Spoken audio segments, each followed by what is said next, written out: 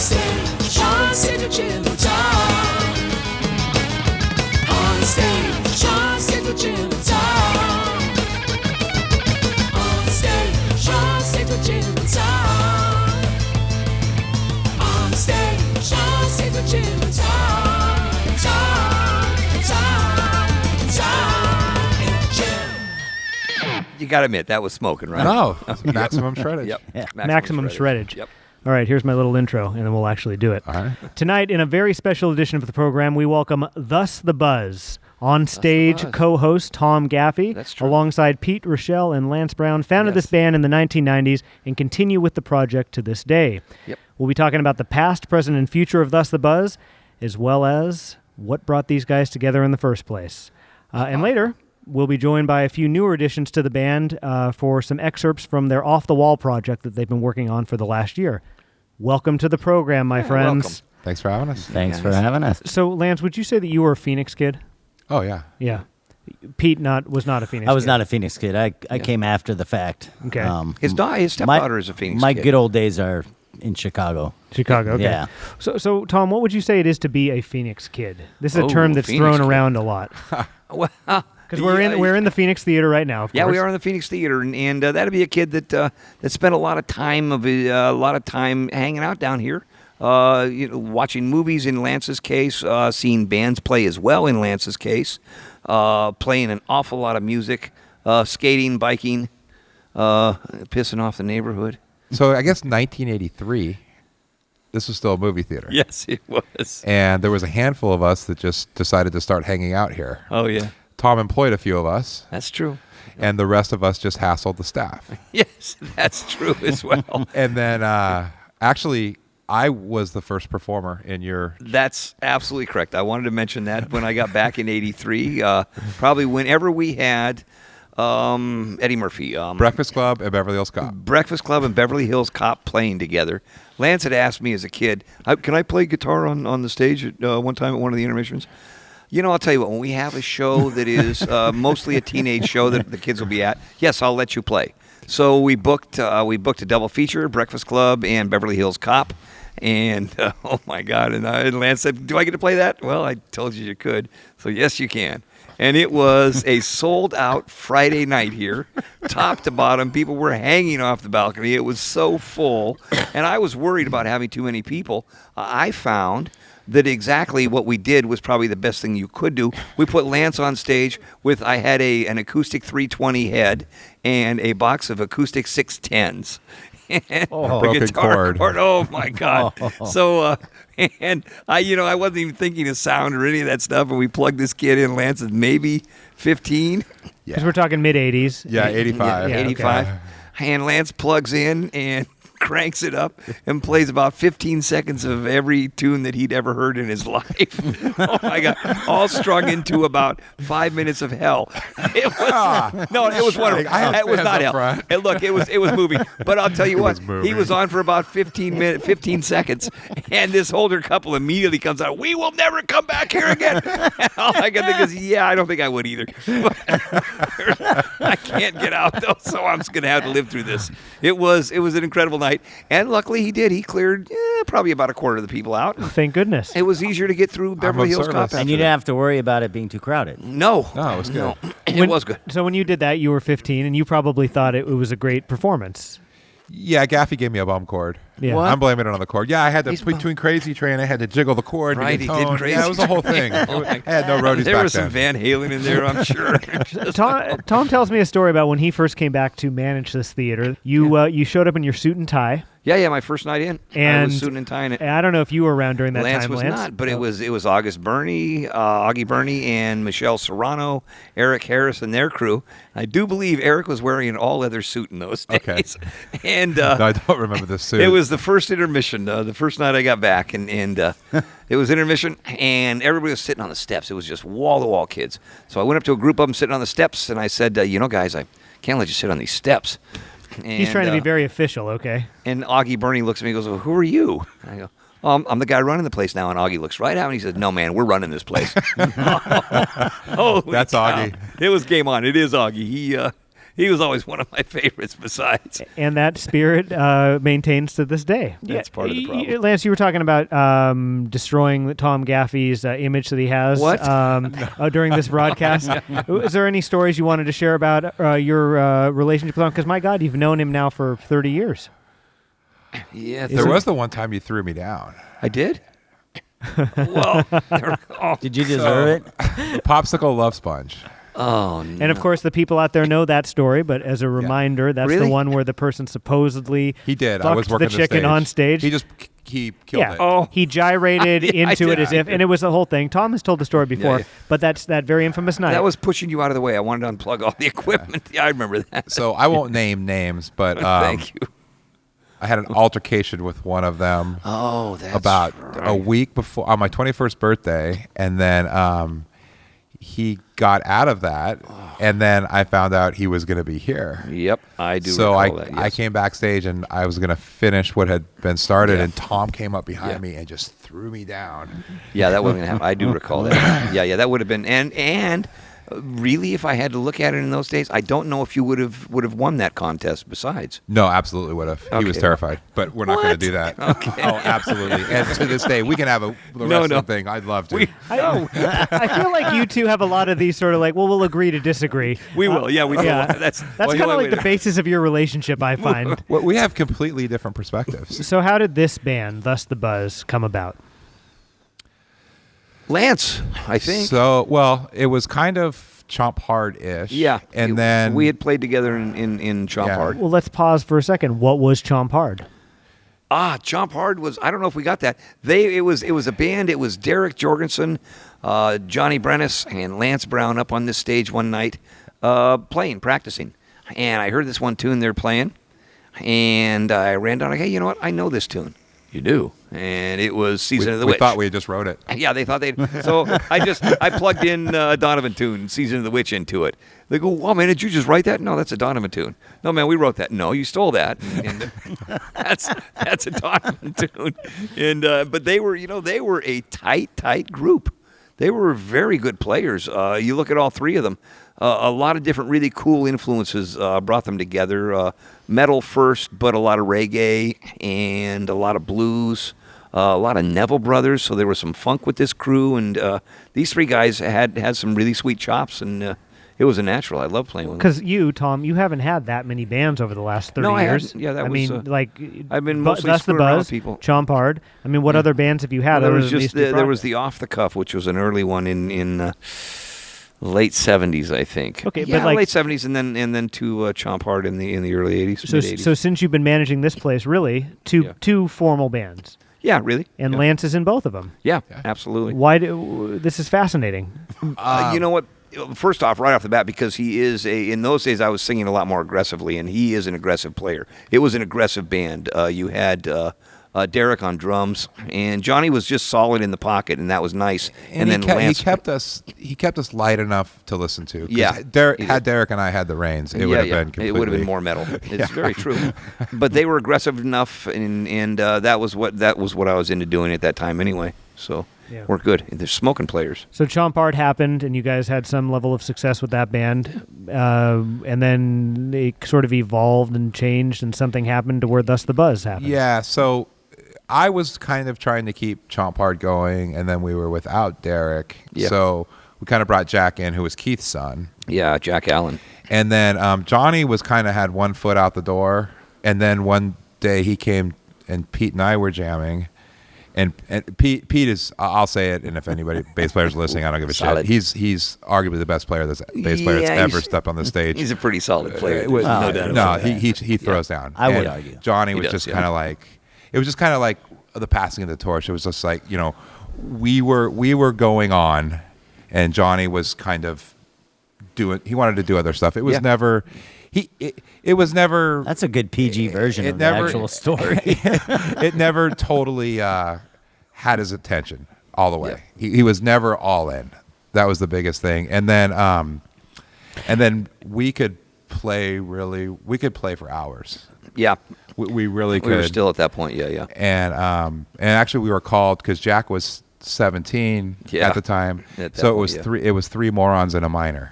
Oh, that's right. That's what Thus the Three Buzz was morons in the and a early yeah, minor. days. and then Jack turned 18, and we needed a name. Did you ever play? Oh, so you never played under that billing before? I think we didn't. We have him as a kid. We were jamming. We, what we what had a to- what a fun thing okay. that would be up on the marquee. Three Oh, I morons and a love that. minor. And then he turned 18. We couldn't preserve him. Yeah, we lost the name. So you said that certain people were not all in the project, and that's why they What? didn't stick around. No, Yeah. Not naming names, but you Yeah. strike me, Lance, as somebody who has no patience for someone who's not all in. No, No. no. Yeah. And actually, that's the interesting part about him and I playing together, because we couldn't be polar opposites. It's like, I want the set list. I want it fucking Yeah. dialed. And this guy, no, I can't open with that, man. Oh No, my no. Fucking Lance. Are you talking about That's Yeah, one oh of my yeah. favorites. One of my Every favorites, yeah. show, it didn't even matter if you want to play the goddamn. No, Lance. No, this is one of those heavy fucking pieces, man. And you can't just fucking do. No. I saw the I crowd, can't man. sing this we can't, first song. We can't just fucking go out there with. No, I'm not doing it. I'm not Yeah, doing it. if you don't mind. I mean, yes, I like to gauge the audience a little bit and see. You weren't even fucking out there. What happens out there? There were people. Are you talking about one show in I was on particular that all this of them. happened? Every All of them. show. It still Yeah. happens, Look doesn't at the it? list. Oh God! Thank God the wall has a. Yeah, Yeah. you couldn't change this, but No, if he could, he I would. Well, no, we should really do Run Like Hell. We should really open with that. We should. Oh, yeah. we'll run like hell. That'd be a great And, opening. and how do you respond to these accusations, Tom Well, Gaffey? Look, first off, I always thought Lance played better when he was a little edgy anyway. And it would be before every show, he'd go, Michael, we got to get a list. We got to get a list. We got a list. And Derek was kind of into it back in the Chomp Hard days. These He had guys good were- handwriting. He'd write a nice list. Oh, gosh. They'd have these lists already. There'd be 5 or 6, however many we needed. And they'd lay the list down, and I'd come walking out and look at the first song. And go, oh, my God, we can't open with that. Jeez. That would just piss them all off. It was great. And then it was just like, it was a free-for-all. So this Very has probably spontaneous. produced some pretty intense encounters between you two. yeah, but it never gets too far and, out. and what No, I'm getting to is like, so has it ever jeopardized the band? Never. This No. level of No. Oh, weird how that works. incongruity. There was a period where John and I weren't allowed to travel to gigs alone together. That's oh man, was that Chomp Hard at New Georgia's? No, it was when John and I showed up literally 5 minutes before we were supposed to play with Green Day. Was it Green Day? At, that Sonoma or no, Napa? at that place in Berkeley, the Punk House. Gilman. Gilman No. Street. Oh, it yeah, was Gilman. Johnny and I kind of got hung up somewhere. That was a victim show, I think. Yeah, and we showed up right 5 minutes before we were supposed to, and Yeah, that was a tough night. But, What are we talking about? Why?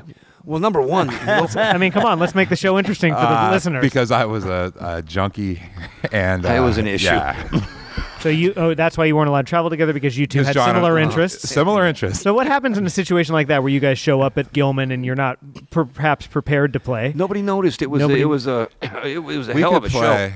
Yeah, show. Yeah, they could play. They that's all we did.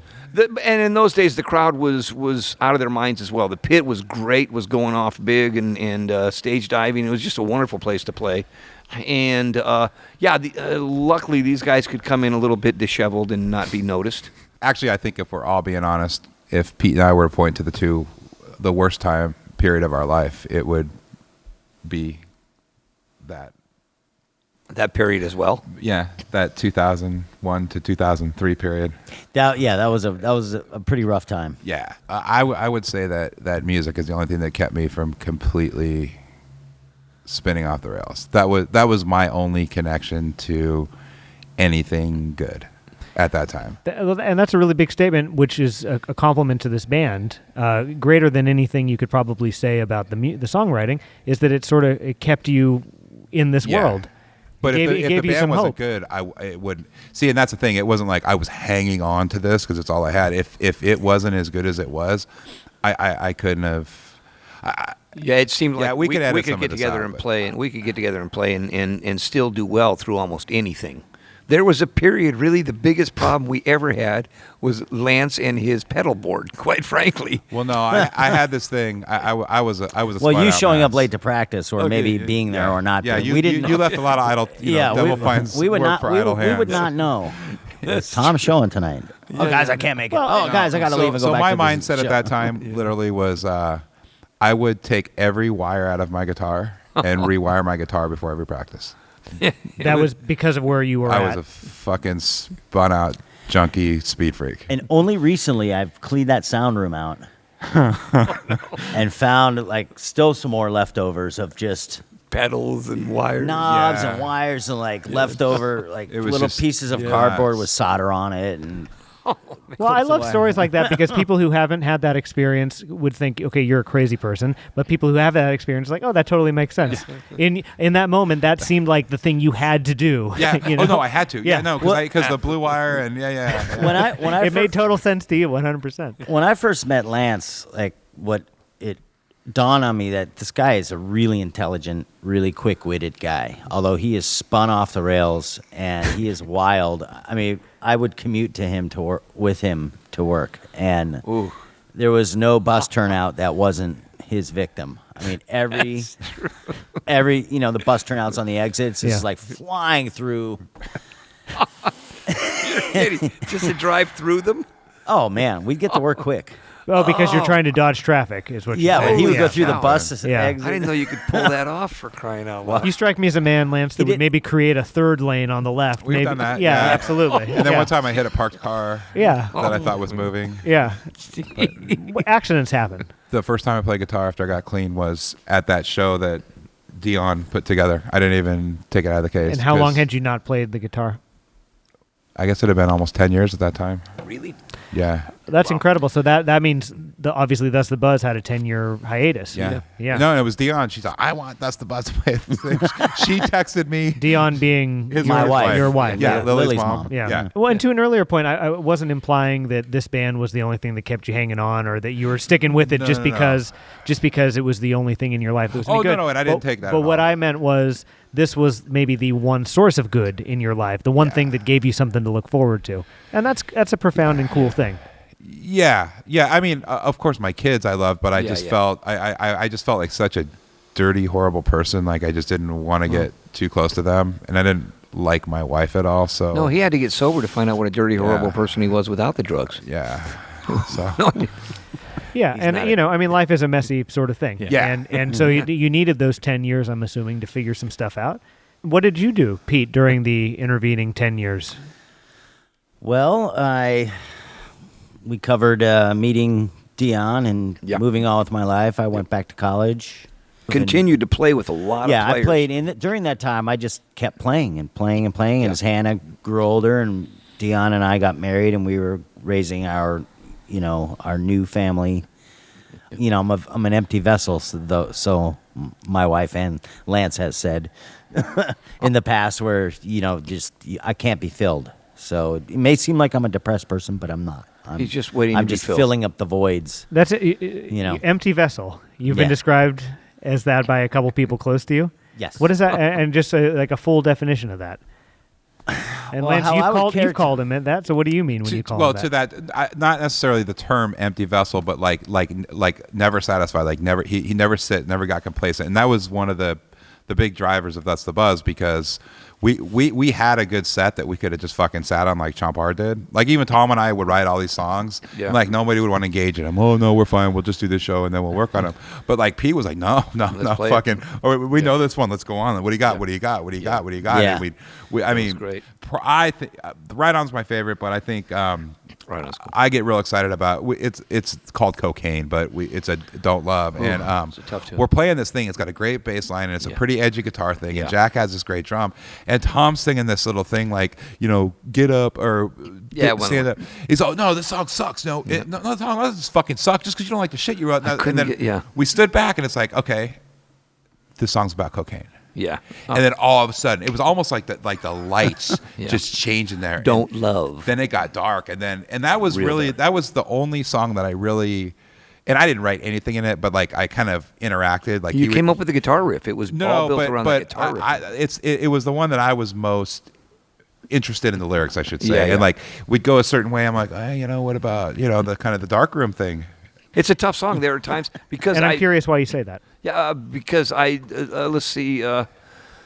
Let's see, getting through these very last hours, it felt like 10,000 lifetimes in a day. I'm a prisoner in a crystal white tower because I love it, cocaine. I'm trying to remember where it starts getting darker and darker. It talks about me being locked in my room and people trying to get in Dancing and with knocking. a girl you like to dance with. Yeah, dancing with a girl. Somebody's knocking at my door. You're not the one I want to play with. Go away so I can do more. And I spent says many drop nights pants doing that. Yeah, drop pants with. Yeah. Oh, I did. Oh, Yeah, the girl. yeah. She's the girl you like to drop pants with. Yeah. That was for Lance. We used to call Lance Drop Pants Lance. That's true. As a matter of fact, I quoted another friend of mine, a partner in crime, but who found himself out wandering on F Street. He was on the telephone. Yes. And he was Dancing naked in the rain. dancing naked in the rain. He was walking naked in the rain. He was on his telephone in his house doing cocaine. The phone rings. He gets into one of these pacing conversations. Next thing you know, he's outside pacing on in front of his house on F Street, fully naked. It just without even realizing it's such a mindless drug. And that became a lyric. It was all part of the song, and yeah, it was a dark, deep part of my life as well, and I'm so glad I was able to get out of that one. Yeah. Well, that was kind of how we got our connection got deeper. That is how our because, connection got deeper. 1987, I was 17. Yeah. I called Tom. Third time I did coke. Like I knew I loved it, and I never wanted to do. I couldn't imagine my life differently. And I called Tom. I said, Tom, I really love this shit, man. And You also said you had a whole bunch of it. yeah, well, I might have. I said a You lot of did. things. I was wired. Yeah, you Anyway, and then I realized what I'd done. I basically just told on myself. And Yes. or how did that go down? I don't know. I ended up knocking on the door though. You knocked on my parents' door Yeah, because because I was supposed to go out with Marcus Foodie that Oh, night. you guys are gonna go out and do an 1/8 ounce of coke. No, Marcus was okay to go out with. No. You knew if I went out with Marcus, Yeah, I was cool. it was But cool. if I did anything Yeah. else, if I deviated from that Yeah. plan, and then he went and That's true. Told my Marcus parents. was solid. Yeah. I ended up at a counselor, Yeah. and I'll never forget this. I go in there and he's all, well, how much are you doing? And I told him, and he didn't believe me because I was so young. And he pours out this his sugar for his coffee. He's all, how much is that? I'm all, I don't know, about a little more than 1/8. And he his hands went back. He's all, looks at my parents right in the eyes, who had no idea I was doing anything at the time. Said, I will not touch this kid until he's been in a year-long treatment.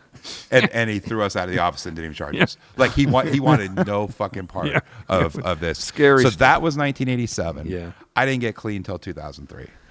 Yeah. And it doesn't get better. No.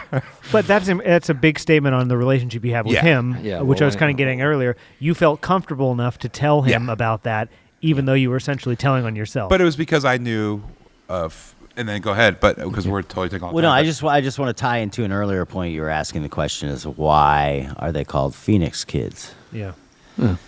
And so right there is a great example of Tom.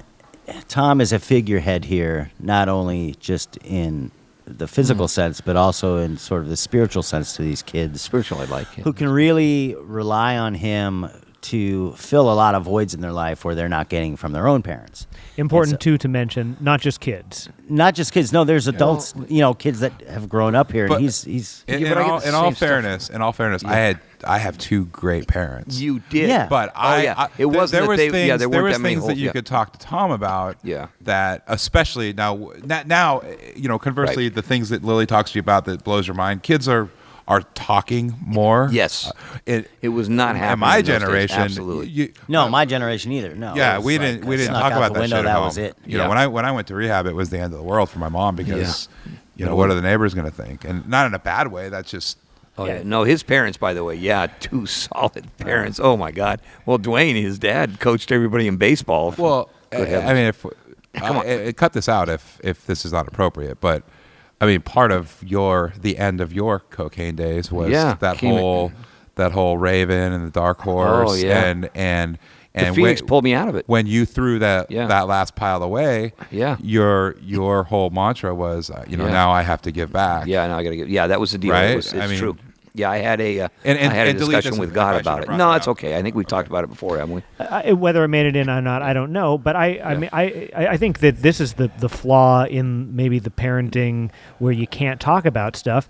If you share that experience, somebody out there might hear it, and Yes. maybe they can do something with that. But in all fairness to parents alike, unless you've been in front of a pile of cocaine and willing to trade everything you have and own for it, how can you really understand what the person on the other side is? Like my dad, who is the most non-addictive person in the world, I remember shaking me one time saying, why can't you just fucking stop? And I just was crying. I don't fucking know.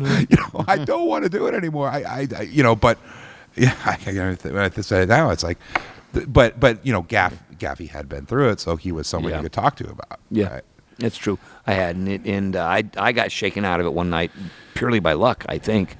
Purely by the fact that, I think... I'm willing to believe in magic, and it really helped in that one case anyway. I don't know if it helps all the other times because everybody else thinks I'm crazy. Kind of seems like, just from a total outsider's perspective to this band, is everybody had some stuff that kind of fell apart, and then everything kind of came back together in a different way for everybody, yourself included, Tom, because the building sold. Yes. And we were going through big changes here at the same time. That happened to you, and of course your guys' new families and sort of new sort of outlooks and way of being. And so you guys all did that for the 10-year dormancy of Thus the Buzz. Yeah. But I think... played in a shit ton of bands. So I wasn't, I don't know, not afraid, but I wasn't shying away from the guitar anymore. Yeah, which was good. Wasn't really playing, but I wasn't against it. And then I got a text from this friend of mine, Tia. And yes. When we were kids, we used to we go to my friend's house while his parents went bowling. They'd leave at like 6. Tia might have been on the steps that night, by the way. The night of Augie burning. Okay, very well could have been. Yeah. So anyway, we go there, we drop acid and watch The Wall, and we had to be out of there by 9:30. And this was like every Friday night. This is when? What year is this? Had to be 87. Okay. 88. Okay. 88. And then she sent me a text. She said, "Oh my God, I had a dream about such and such as his house," and she remembered the car I was driving. And I'm driving to work thinking about it. I'm like, holy fuck, man, we got to do The Wall. No, we got to do The Wall but we're not just playing. We're not going to be some chicken shit cover band. If you're a cover band out there, I'm sorry. We're not going to be some chicken shit cover band. Like, we're really going to do The Wall. And the thing about it is not only did I have that experience with it, the thing about The Wall is everybody in our age group had an experience with The Wall somehow, some way, whether it was the movie that they played down at the whatever that one was, because you could go at 11 o'clock at night. It was like the only place you could stay out late. Oh, I'm going to see The Wall.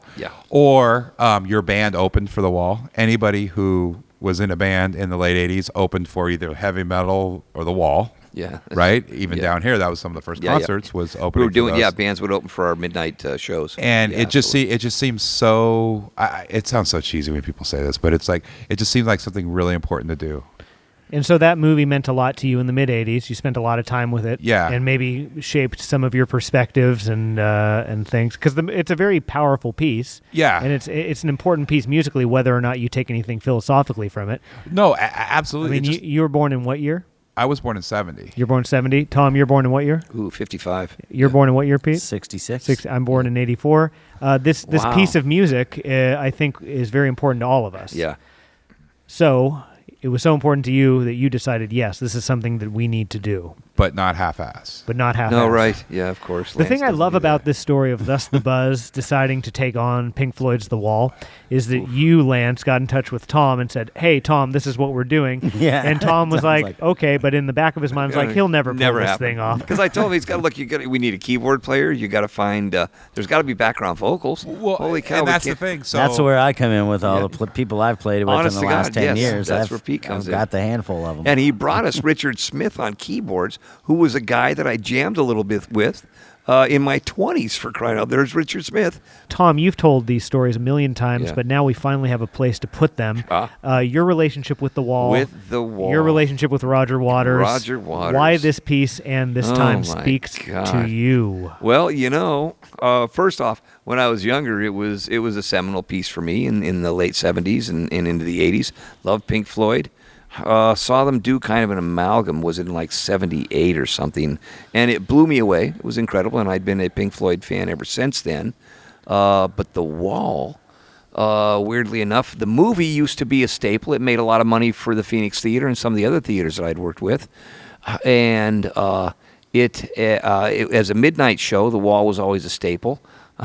And it made me nervous to show it to a lot of my friends because I knew these guys were going off behind this film. One of my dear friends, one of my best friends. What does that mean? What? Going off behind Well, this Lance film? mentioned one experience. These guys were eating a lot of LSD and watching it. And it had that effect. Everybody had heard the Sid Sid Barrett, yeah. Yeah, the Sid Barrett stories. The rumor was, and I don't know if it's true, that he would pour a vial of LSD over his head before he played. We do know that he eventually went into some type of a breakdown, and lost his musical ability and his ability to play. And that's what one of my favorite Pink Floyd tunes, "Shine On You Crazy Diamond," is about. And incredible writers. It's an incredible band, great players.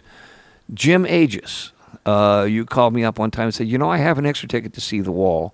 Roger Waters is doing it. And was that at San Francisco? Yeah, we saw it at AT&T Park. At AT&T Park, and it was amazing. He had put together an incredible band of players, and it was so lavish. And, the production value was incredible, all of the lights. And as they would start the piece, it was started with a little bit of the wall built, and they built the wall up song to song. And while they were building the wall, they were projecting pictures of soldiers who had died in various wars. I think going all the way back to the Boer War. They had some soldiers from the Boer War, which was, I believe in South Africa. At any rate, and it was the Dutch. But it got to World War I, and we're seeing pictures of soldiers that had died in World War I. Got to World War II, which is where Roger Waters' father had died, I believe, on one of the beaches in Italy. And they're showing soldiers that had died in World War II. They get to Korea, soldiers that had died during that war. They get to Vietnam, and we're starting to see some civilians cropping up in there, and a lot of soldiers. They get to the Middle East, and we're seeing more civilian faces on that wall than we are seeing soldiers' faces. And I just kept coming back to this recurring theme. My God, we're only doing this because of the oil. There are so many other places that are blowing up in this world that our country has nothing whatever to do with, and we won't even stand up for. Why are we doing this in the Middle East? And I know that our bombs had killed an awful lot of people, and I really do not believe we have been honorable in our dealings with the Middle East all the way going back to World War I. We had made some promises, and we went back on those promises, and we gerrymandered the way the Middle East was laid out. And we had promised we would not, and we did. The Allies did. Skype, what was the guy's name? Pico. There were two. There was a Frenchman and a Brit that drew these lines up, and even though some of the families, the Middle Eastern families we had been working with, that Sir Lawrence had been Lawrence. God, I just read the book. At any rate, we had made these people promises we did not live up to. And when the war was over, we cut those countries up and gave them to the highest bidder, more or less, the families that had the most to offer the West. And we find ourselves still fighting World War I in the Middle East right now, and it's because of oil. So I'm seeing all this that night that I'm watching this show, watching The Wall, and I'm seeing all these pictures of all these civilians that are dying over there. And honest to God, it started with and it's still finishing with oil. This is what is keeping the West in there. And if the West would back the hell out and let them find their high water, I think that's the only way it's going to solve itself. But I decided I don't want to do business with the Middle East. At that point, I'd heard that 10% of the oil that the United States was using was coming from the Sauds, from Saudi Arabia. And 15 Sauds were on the planes that crashed into the World Trade Center and the Pentagon and in that field in Pennsylvania. It was mostly Sauds that had planned and pulled off that act. So I decided then, you know what, I'm going to cut 10% of my oil use. I do not want to do business with the Middle East. I don't think we're helping. We're throwing oil on a fire that we should not be throwing oil on. So I decided I'm going to stop. I'm not going to use, I'm going to cut my driving 10%. And I've cut my driving. I'm getting 2 and 3 months out of a tank of gas nowadays because I live a mile and a half from work, and I can walk that every day. It's helped me with my asthma. I've lost a lot of weight. I can keep up with the kids, which was getting tougher. So it changed my life in a very positive way. I was thrilled. But then, as we got in and decided to do the piece, I started studying a little bit where Roger was coming from, learning a little bit about his father, a little bit about his mother, who was a teacher also in Britain, and his upbringing. And, and I started seeing some interesting correlations. You hear about all these angry teachers that were working with the kids in those days in Britain, and I wonder how many of them were World War I veterans. And was this not also post-traumatic syndrome? Because growing up in this town, there was an awful lot of, my friends' parents were semi-alcoholic, angry, the men, tough fathers, tough love, hard life, hard work, angry. And it dawned on me, not until we started doing this project, most of the fathers, many of them had been veterans of World War II. What had they seen? What had they gone through so quietly without ever discussing it? Nobody even thought to bring it up until just recently now, and it's almost too little too late. But my generation grew up, I think, in the shadow of our fathers from World War II. And I believe that's an awful lot of where Roger Waters is coming from with this. And then you add his confusion when he got into the rock and roll business, and you've got a piece that is very dark and very angry, and also, as you can see, it's a cry for help in many ways. But it ends in a very bleak fashion that I think leaves the story too open for me at times. The Wall was really what put a wedge between Pink Floyd. It really was. Roger Waters said, "Fuck you, we're He doing it insisted my on it. way," Yeah. yada yada, which is kind of because it's all about us and thus the buzz. And it's interesting that the album that broke up Pink Floyd, is kind of getting us back together. Yeah, it's true. It's the album that pulled us back together. To me, it's more of less of all that geopolitical stuff and just more of the inner turmoil within yourself, like. Yeah.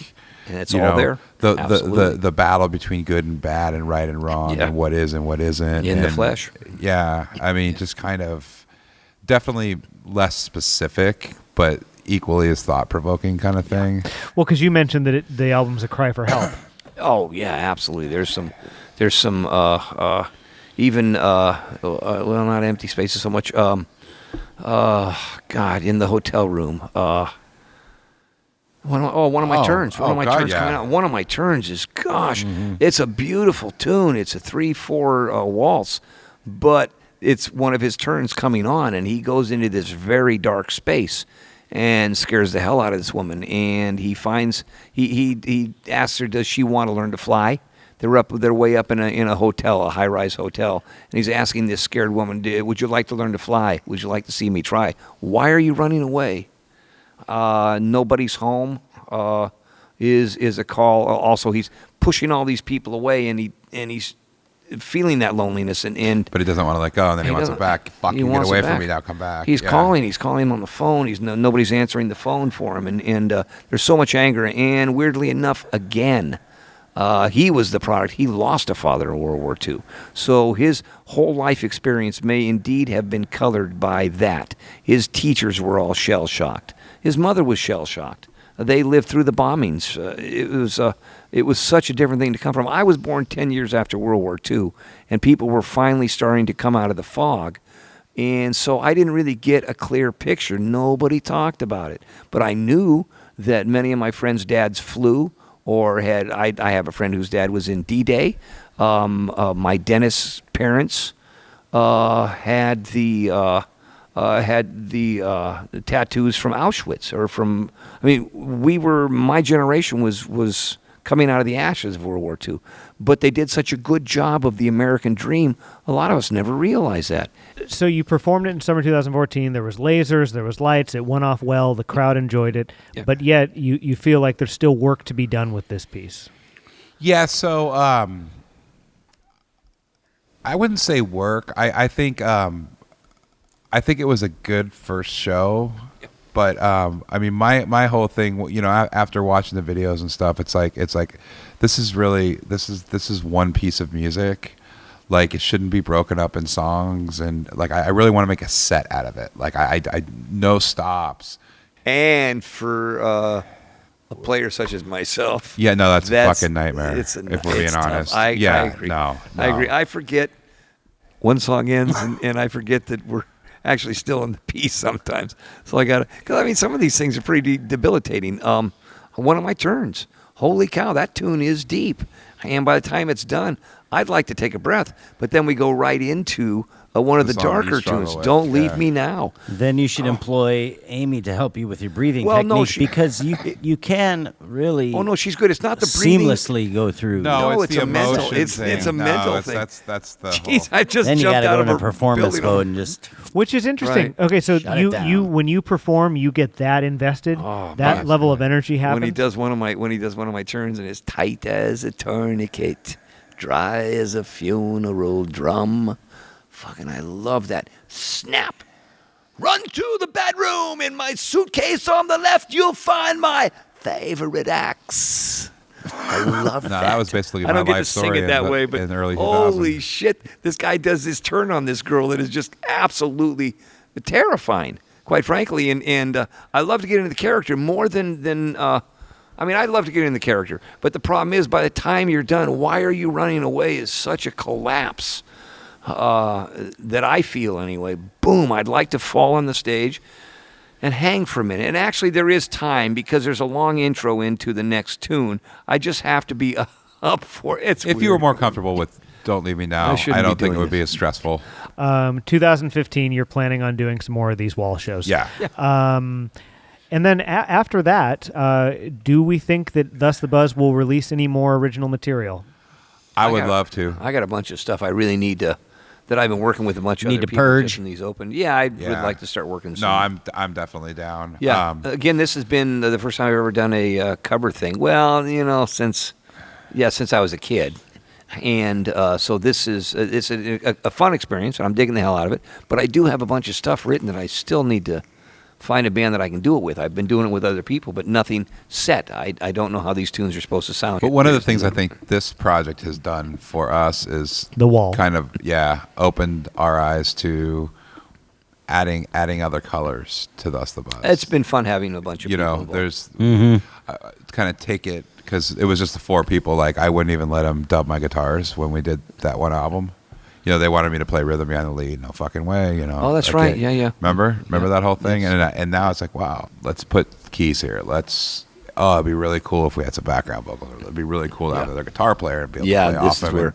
I think it could just really fun to have this. And again, like I was going to mention, and with this band in particular, we've got two other players that have spent that did a lot of their formative years here.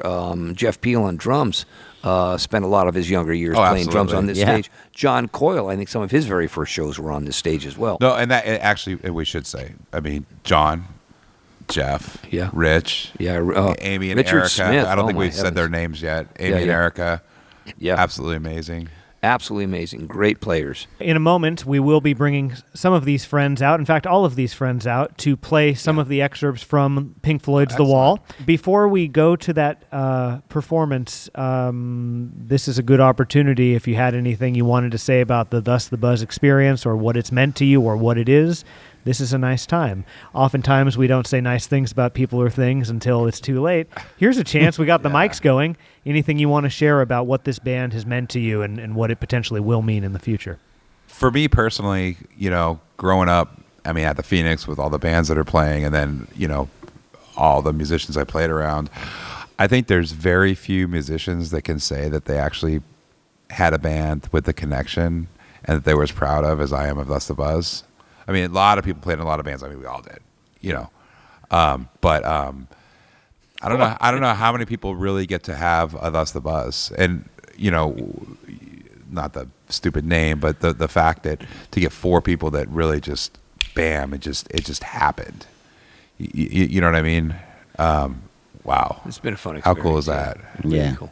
And for me, it has a lot to do with building friendships over time that really last and really stand the ultimate test, because there's no bullshit that we have not hurled at each other or been involved with each other. Differences, arguments, but just it's real. Like there's a real support there. Lance, by the way, did play in a few other bands besides Chomp Hard and Thus the Buzz. And it was Lance was the one that was, honest to God, he was in this one band, Cross-Eyed something. Indians. Yeah, I wasn't going to go there, but Hey. because nowadays it's anyway. He was in, I think, of one of my favorite old school punk bands. Except one night they were doing the hairball metal thing, and I walked backstage, and Lance is getting his hair kinked and sprayed by this hairdresser, and you couldn't breathe. There was so much hairspray in the air, and this was in probably 91 or 92, I think. Probably. And that was Probably about when I came here and saw you. it was when I finally decided if I have to go through this type of metal, I could hardly breathe through the hairspray. If I got to go through another 2 or 3 years of hairspray bands, I'm getting out of this business. Thank God I didn't have to. Thank God for the one Nirvana. thank God for Nirvana. Oh my God, they got the hairspray out of it. Oh, thank you, Nirvana, for that. What a great story about cross-eyed Indians. Thus the buzz. Yeah. That's true. Oh, that's the This is band practice. Fucking right here.